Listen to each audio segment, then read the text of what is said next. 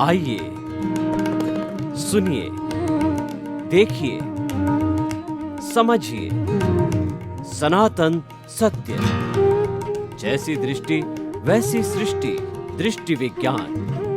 कुदरत, कुदरती रचना एवं कुदरत के कानून से शाश्वत सुख की प्राप्ति। जोधपुर के परम पूज्य महात्मा उपासक प्रोफेसर डॉक्टर सोहन राज तातेड़ के निर्देशन में सनातन सत्य। जैसी दृष्टि वैसी सृष्टि, दृष्टि विज्ञान।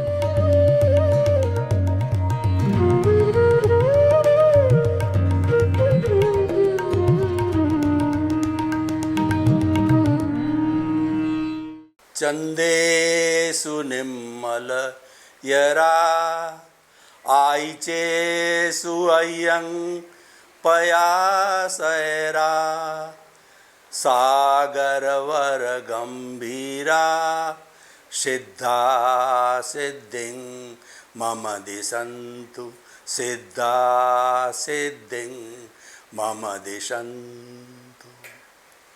मेरे और आप सभी के भीतर विराजमान शुद्ध आत्मा भगवान को नमन प्रणाम।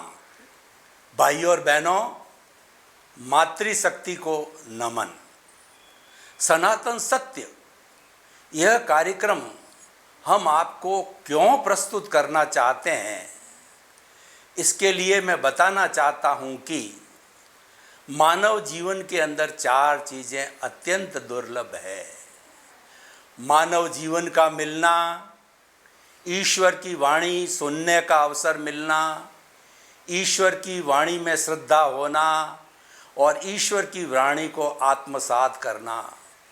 और जिसने ये चारों ही प्राप्त कर लिए हैं उसका जीवन सफल है। मानव जीवन दुर्लभ क्यों कहा गया है? क्योंकि मनुष्य ही एक ऐसा प्राणी है जो संपूर्ण ज्ञान को प्राप्त कर सकता है।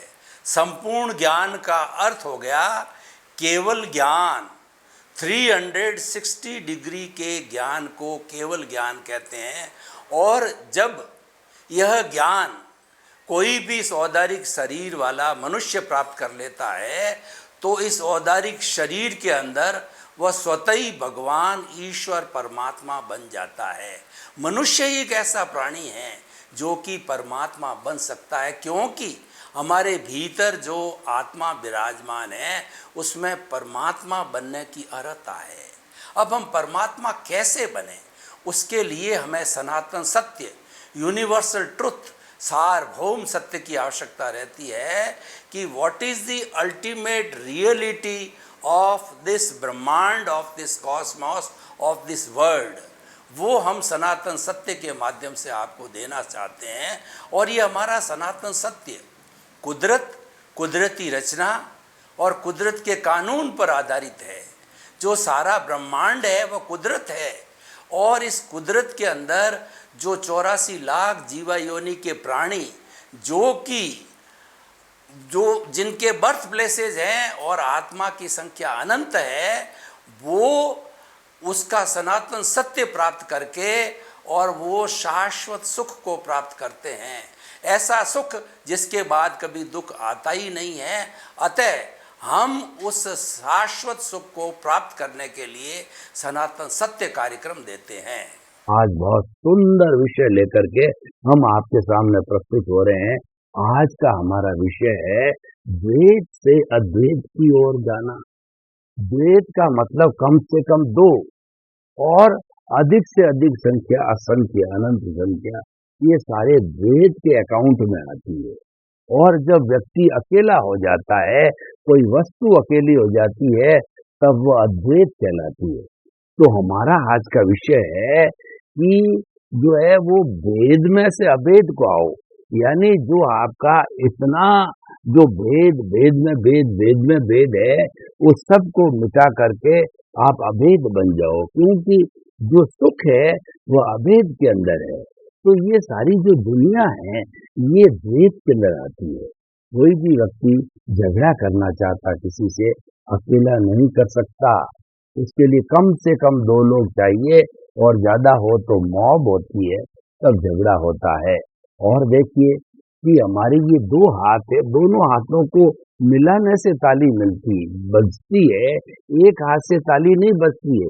यानी इस संसार की कोई भी क्रिया करने के लिए द्वैत की आवश्यकता होती है। इसीलिए संसार को कहा गया है कि जो संचरण करता है वो संसार है। यानी संसार में, दुनिया में प्रतिक्षण प्रत्येक वस्तु एक एक क्षण के अंदर बदलती रहती है, इसी का नाम संसार है और ये द्वैत से संचालित है। दुनिया अकेले व्यक्ति से नहीं चल सकती है, उसके लिए नर चाहिए, मादा चाहिए और दूसरा वस्तुएं चाहिए, पेड़ चाहिए, पौधा चाहिए, पूरा एक सिस्टम है जो काम करता है, वह द्वैत कहलाता है। उसको हम जो कहते हैं व्यवहार जगत कहते हैं। इसको जो है हम दुनिया क्या करते हैं। तो हमारा आज का जो विषय है वह द्वैत से अद्वैत होने का है। व्यवहार जगत में जहाँ द्वैत चलता है वहां पर लोगों के बीच के अंदर इंटरेक्शन होता है और मतांतर होता है और सारे झंझट पैदा होते हैं। दुनिया में जितने भी कष्ट है, जितने भी दुख है, वो द्वैत से पैदा होते हैं और व्यक्ति जब अद्वैत हो जाता है तो वह सुख को प्राप्त कर लेता है। अब देखिए कि हमने अद्वैत की तो बात करी है, द्वैत की बात करी, अब थोड़ी अद्वैत की बात करें। अद्वैत का मतलब एक का अर्थ क्या है, जो आपका अस्तित्व है वह सिमट करके और एक हो जाता है। जब वो कन्वर्जेंट होता है तब एक हो जाता है और डाइवर्जेंट होता है तब वह जो है अद्वैत द्वैत हो जाता है। तो ये द्वैत जो है ये स्ट्रगल है, द्वैत के अंदर संघर्ष होता है, क्योंकि इसमें बहुत से लोग होते हैं। तो बहुत से लोग होने के कारण मुंडे मुंडे मतिर भिन्ना, उनकी बुद्धि अलग अलग होती है और उनकी विचारधारा, उनकी संस्कृति, उनका धर्म, उनकी सोच अलग अलग होती है। तो वास्तव के अंदर मतभेद होना जो है संभव है। तो मतभेद वो तो कोई बात नहीं, क्योंकि तो अपनी अपनी मान्यता के आधार पर होता है। लेकिन जब मनोभेद प्रारंभ हो जाता है, वहाँ झगड़े चालू हो जाते हैं, वहाँ रॉइट्स हो जाते हैं, वहाँ कम्युनल हार्मोनी डिस्टर्ब हो जाती है। मतभेद होना बुरा नहीं है, क्योंकि मतभेद तो एक तरह की समीक्षा है, मतभेद तो एक तरह का डिस्कशन है, डायलॉग है, जिससे कि निष्कर्ष निकलता है और ये होना चाहिए। क्योंकि किसी भी वस्तु पर हम सांगो पांग डिस्कशन नहीं करते हैं, सारे व्यू से, सभी कोण से, सभी दिशाओं से, तब तक वह होलिस्टिक नहीं बनता है। इसीलिए किसी मंतव्य को, किसी प्रोजेक्ट को, किसी वस्तु को और किसी संस्था को होलिस्टिक बनाने के लिए उस पर डायलॉग होना जरूरी है, जिसको हम कहते हैं कि चिंतन, मनन और निध्यासन। 3 शब्द आते हैं। चिंतन का अर्थ होता है कि सबसे पहले हम ये चिंतन करें कि ये काम करना है या न करना है, चाहे व्यक्तिगत काम हो, पारिवारिक काम हो, चाहे जो समाज का काम हो, कि चिंतन किया जाए कि ये कार्य होना या नहीं है। तो उस चिंतन के बाद में मनन किया। अगर हमने निर्णय ले लिया कि ये कार्य करना, मान लीजिए किसी व्यक्ति ने ये निर्णय ले लिया कि मुझे तो जो है सूत की यानी धागे की फैक्ट्री लगानी है, ये तो चिंतन हो गया। उसके बाद में मनन करना पड़ता है गहराई में जाकर के कि धागे की फैक्ट्री लगाऊंगा, रॉ मटेरियल कहाँ से आएगा, मशीनरी कहाँ से होगी, उनको चलाने वाले कहाँ से होंगे, ये सारा जो है मनन करना पड़ता है। मनन का मतलब ये है उसका पूरा ज्ञान करना पड़ता है, उसके प्रॉस एंड कॉन्स देखने पड़ते हैं, उसके सभी एंगल से परखा जाना होता है। और फिर होता है निध्यासन। निध्यासन का अर्थ होता है एग्जीक्यूशन। निध्यासन का अर्थ होता है उस काम को अब जब हमने प्रारंभ कर दिया है तो उसको धीरे धीरे आगे बढ़ा करके और अंतिम स्टेज तक पहुंचाना। ये सारा जो है द्वैत के अंदर होता है, ये अद्वैत में नहीं होता है।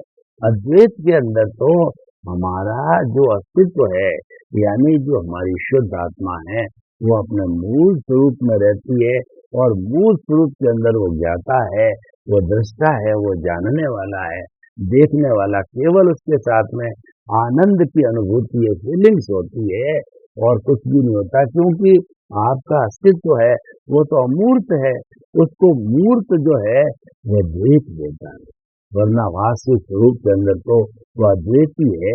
तो वास्तव में अगर आपको परमानेंट सुख चाहिए, आपको ब्लिस चाहिए, तो आपको अद्वैत की ओर बढ़ना पड़ेगा और हमें इस 84 लाख जीवा योनि के अंदर भटकना है, घूमना है, तो उसके लिए द्वैत की आवश्यकता होगी।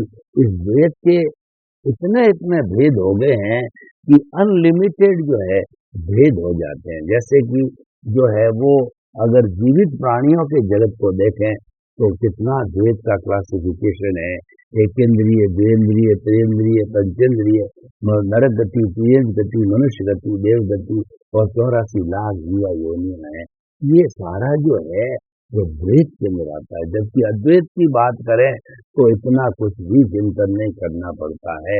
अद्वैत की स्थिति में चले जाने के बाद के अंदर हमारा सारा समय बच जाता है, क्योंकि द्वैत के अंदर हम बहुत से लोगों के बारे में, बहुत सी वस्तुओं के बारे में और कई चीजों के बारे के अंदर गहन चिंतन करने लग जाते हैं और समय उसी में ही चला जाता है। लेकिन जब अद्वैत की प्रक्रिया होती है तो मैं और मेरा राम, मैं और मेरा प्रभु, मैं और मेरा अस्तित्व, आई एंड माई सेल्फ, दोनों चीजें रहते हैं। वो दोनों एक ही है, आई और रियल माई सेल्फ तो एक ही है, लेकिन जो द्वैत वाला जो माई सेल्फ है या माई है, वह जो है बहुत से विघटन पैदा करता है, संघर्ष पैदा करता है, स्ट्रगल पैदा करता है और हमारे को जो है इसके अंदर समय लगाना पड़ता है। देखिए, जो व्यक्ति अद्वैत का चिंतन करते हैं और अद्वैत होना चाहते हैं, उनके समय की कितनी बचत हो जाती है, क्योंकि द्वैत को पहचानने से आखिर हमको मिलेगा क्या? क्योंकि द्वैत हमारा अस्तित्व नहीं है, हमारा अस्तित्व अद्वैत है। अद्वैत मतलब एक, द्वैत मतलब दो, कम से कम दो और बाकी असंख्य अनंत है। तो इतनी चीजें जानने से हमको क्या लाभ होने वाला है? आखिर अल्टीमेट किसी भी व्यक्ति का जो मूल उद्देश्य होता है सुख की प्राप्ति करना, सुख की वो प्राप्ति करने के लिए वो द्वैत के अंदर जो ढूंढता है, कपड़े में सुख है, भोजन में सुख है, स्त्री में सुख है, घर में सुख है और धन में सुख है, वो सारा खोजता है और खोज खोज करके वो तृप्त कहीं नहीं होता है, क्योंकि वो सारी चीजें टेम्परेरी सुख देने वाली होती है, तृप्ति नहीं होती है। तब व्यक्ति अद्वैत की ओर जाते हैं। ये हम देखते हैं, इतने सन्यासी बनते हैं, इतना जो वैराग्य लेकर के और वो साधुपन लेते हैं, तो ऐसा क्यों होता है? ऐसा इसलिए होता है कि उनको जो द्वैत का संसार है वह एक कहना चाहिए कि बहुत कष्ट भरा मालूम होता है। अलग अलग लोगों से मिलो, अलग अलग बात है, परिवार हो तो कमाना पड़ता है, हर एक का ध्यान रखना पड़ता है और दूसरा क्या है कि उनको पैरों पर खड़ा करना होता है। पूरा जीवन जो है व्यक्ति इसके अंदर लगा लेता है। एक बच्चे के पालन पोषण में कम से कम 30 साल लगते हैं, जब जाकर के वो पैरों पर खड़ा होता है। यानी आपकी पूरी जिंदगी तो जो है इसी काम के अंदर लग गई, तो फिर आप जो है अपने बारे में, अपने अस्तित्व के बारे में कब सोचने लग जाओगे? तो ऐसा व्यक्ति जब कैलकुलेशन करता है तब वो ब्रह्मचर्यवत पालन करता है, वो गृहस्थ के अंदर प्रवेश नहीं होता है और बहुत उसके पहले ही जो है संन्यास आश्रम को ग्रहण कर लेता है, क्योंकि वह अपनी खुद की पहचान करना चाहता है। देखिए, समय तो लिमिटेड है।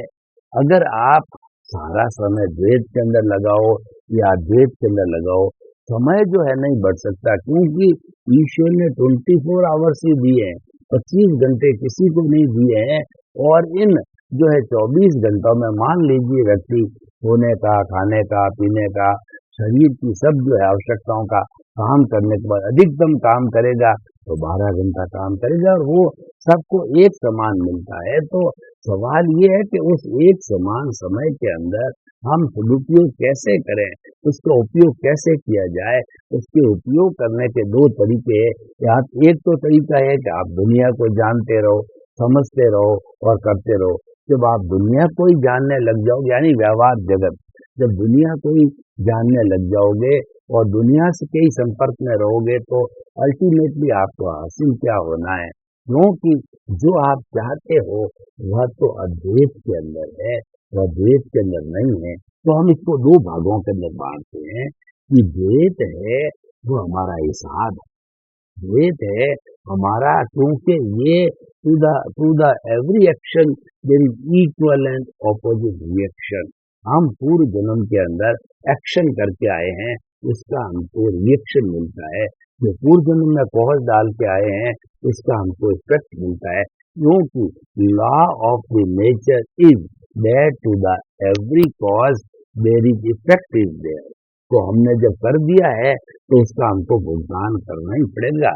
अगर आपने बैंक से लोन ले लिया है और आप साहूकार बने रहना चाहते हो, बैंक करप्ट नहीं होना चाहते हो, तो आपको धीरे धीरे करके ये किस्तें तो चुकानी ही पड़ेगी, यानी हिसाब को तो क्लियर करना ही पड़ेगा।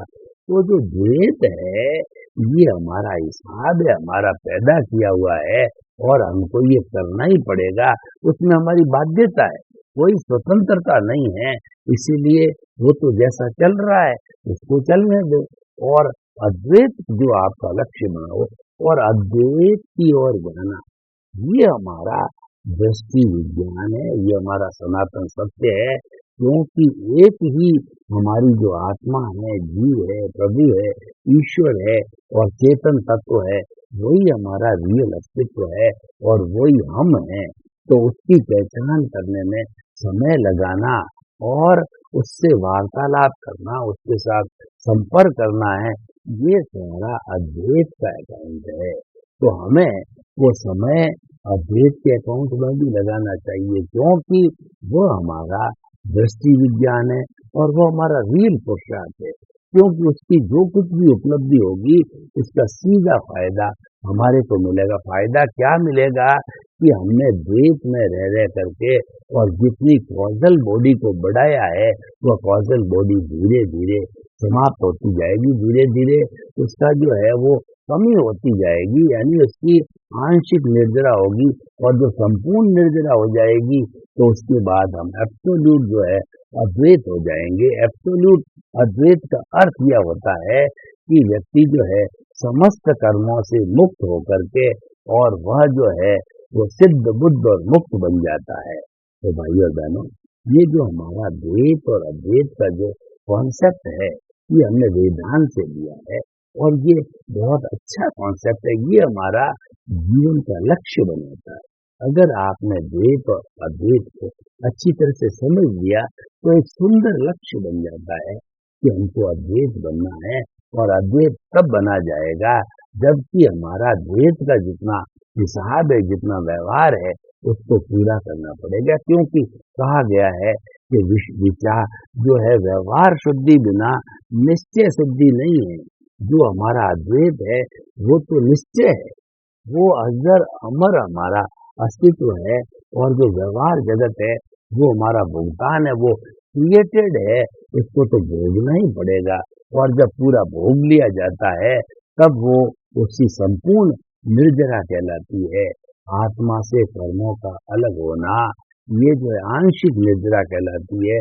और जब समस्त कर्म अलग हो जाते हैं तो संपूर्ण निर्जरा कहलाती है। और संपूर्ण निर्जरा होने की स्थिति के अंदर जो है वह व्यक्ति जो है धीरे धीरे जो परमानेंट सुख को प्राप्त कर लेता है, ब्लिस को प्राप्त कर लेता है, क्योंकि उसने जो है अपने सब कर्मों को काट लिया है।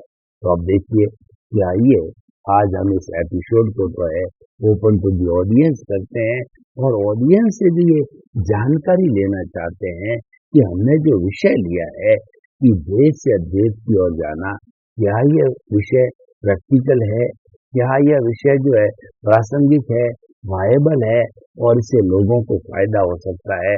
तो निश्चित तौर से हम कहेंगे ये मूल सिद्धांत है, इसको जो है हमें समझना पड़ेगा। और जो व्यक्ति इस सिद्धांत को पकड़ लेता है वह व्यवहार कुशल भी होता है, साथ साथ में वह निश्चय का भी बड़ा काम करता है, क्योंकि वो समझने लग जाता है कि व्यवहार कुशलता तो मेरी लायबिलिटी है, व्यवहार कुशलता तो मेरा कर्म है जो मुझे करना ही पड़ेगा।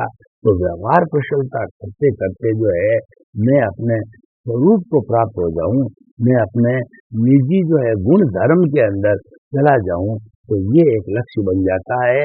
और दोनों देखिए कि हमारा द्वैत और अद्वैत है, वो दोनों अलग अलग ध्रुव है, दोनों की अलग अलग प्रकृति है, लेकिन अलग अलग प्रकृति होने के बावजूद भी जो है हम जब उसको दृष्टि विज्ञान के माध्यम से समझ लेते हैं तो हमको उसमें कोई भी जो है दुराभास नहीं लगता है, क्योंकि हम समझने लग जाते हैं, न्याय की स्थिति सामने आ जाती है कि ये तो मेरा ही किया हुआ है और वह भुगतान है वो तो मुझे करना ही पड़ेगा, और एक जो है मुझे रियल पुरुषार्थ करके और भविष्य के अंदर क्या होना है वो कार्य जो है हम अद्वैत बन करके कर सकते हैं। तो भाई और बहनों, ये जो द्वैत से अद्वैत बनने की बात है, ये इसका मूल जो निष्कर्ष ये निकलता है कि ये जो जीव है, अलग अलग जीव होते हैं, जितने जितने जीवित प्राणी होते हैं वे सारे जीव कहलाते हैं। और जब उस जीव को जो है सद्ज्ञान मिलता है, उसके पुण्योदय के बाद के अंदर सद्गुरु या सद्ज्ञानी मिल जाते हैं, वो ज्ञानी जो है वेद विज्ञान करते हैं। वेद विज्ञान क्या करते हैं कि वो अनंतानुमंदी कषाय का जो हमारा दर्शन मोहनीय है उसको भस्मीभूत कर देते हैं, और जड़ और चेतन, शरीर और आत्मा को अलग अलग करके आत्मा को जो हमारे शरीर के रूप के अंदर हमने समझ रखा था उसको अपने मूल पद है आत्म पद पर बिठा करके ज्ञानी पुरुष जो काम करते हैं, यानी ज्ञानी पुरुष है केवल दृष्टि विज्ञान देते हैं, वो हमारी समझ को खुला करते हैं, जो हम गलत मानते आए हैं उसको वो सही करके करेक्शन लेके बता देते हैं। फिर क्या है कि चलना हमको पड़ता है, क्योंकि ऐसा कहा गया है कि अपने मरे बिना स्वर्ग नहीं है, अगर आपको स्वर्ग जाना है तो पहले मरना पड़ेगा। तो इसी तरीके से जो है हम इसका स्वयं हमारे लिए होता है, इसके सुधार में लग जाते हैं, और जब इसका सुधार कर लिया जाता है तो हमको ब्लिस की भी प्राप्ति हो सकती है। तो अब देखिए कि हमारे सामने जो दो धाराएं आई, एक तो धारा द्वैत की थी और दूसरी धारा अद्वैत की थी। उन दोनों धाराओं के माध्यम से जो है हमने एक रिजल्टेंट निकाला, हमने जो एक निष्कर्ष निकाला कि दोनों का अपना अपना काम है, दोनों साथ रहेंगे, ये जो है एक को छुटकारा किए बिना दूसरे का छुटकारा नहीं है। तो इसका अर्थ क्या हुआ कि हमको जीवन में सामंजस्य बिठाना पड़ेगा।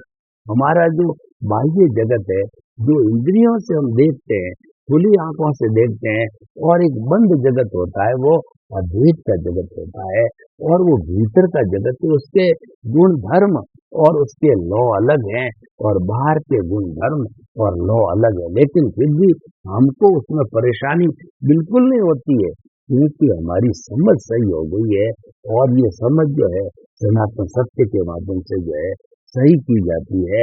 आपकी जो रॉन्ग बिलीफ को समाप्त करके आपकी बिलीफ को राइट किया जाता है, तो राइट बिलीफ होने के बाद में ही ये सारी स्थितियां जो है सुलझने लगती है, और सुलझ करके एक परमानेंट हल निकल जाता है। तो भाइयों बहनों, ये जो हमारा द्वैत और अद्वैत का टॉपिक है, बहुत ही सुंदर टॉपिक है, इसके ऊपर हम घंटों घंटों चर्चा कर सकते हैं। इसका मूल जो निष्कर्ष ये निकलेगा कि जो है अभेद में छिपे हुए, जो अब वेद में छिपे हुए अभेद को निकालिए, और वेद में छिपे हुए अभेद को निकालिए, और वही सच्चा पुरुषार्थ है, इसी को हम रियल पुरुषार्थ कहते हैं, और वही दृष्टि विज्ञान है। दृष्टि विज्ञान क्या करता है? मात्र आपकी समझ को खुला करता है, और वो समझ खुला कैसे होती है कि सही को सही जानो और गलत है उसको गलत जानो। तो इस तरीके से हम जब वेद विज्ञान करके द्वैत अद्वैत को समझ जाएंगे तो दोनों अपना अपना काम करते रहेंगे, और उनको करना ही पड़ेगा। उनको जो है वो, क्योंकि ये हमारी लायबिलिटी है, ये तो हमको लेकर के आए हैं पीछे से, ये तो हमको करना ही पड़ेगा। और हम करते रहेंगे। तो इससे जो है यह निष्कर्ष निकलता है कि हम जो है द्वैत की स्थिति में रहते हुए भी अद्वैत को समझें, और अद्वैत का जो जीवन होता है वो कमलवत जीवन होता है कि जग माही ऐसो रहो और अम्बुज सर माही रहे वीर के आश्रय पर जल छुवत नाही। कमलवत जीवन जीने से जो है हम धीरे धीरे द्वैत से अद्वैत बनने की जो है अवधारणा है, उसका जो तरीका है, उसकी मेथडोलॉजी है, वो हमको पता हो जाती है। और जब व्यक्ति जो है द्वैत से अद्वैत की ओर समझने की कोशिश करता है और उस तरफ जो है वो कार्य करने लग जाता है, तो उसको रास्ता मिल जाता है। चरे वेती हम चलते रहे और कारवां बनता गया, क्योंकि मूल है पुरुषार्थ करने का, मूल है हमारे लक्ष्य का है। जब लक्ष्य जो है द्वैत से अद्वैत बनने का हो गया, तो होने के बाद के अंदर जो हम अद्वैत की ओर प्रयाण करते हैं, तो हमको कई तरह से मदद मिलती है।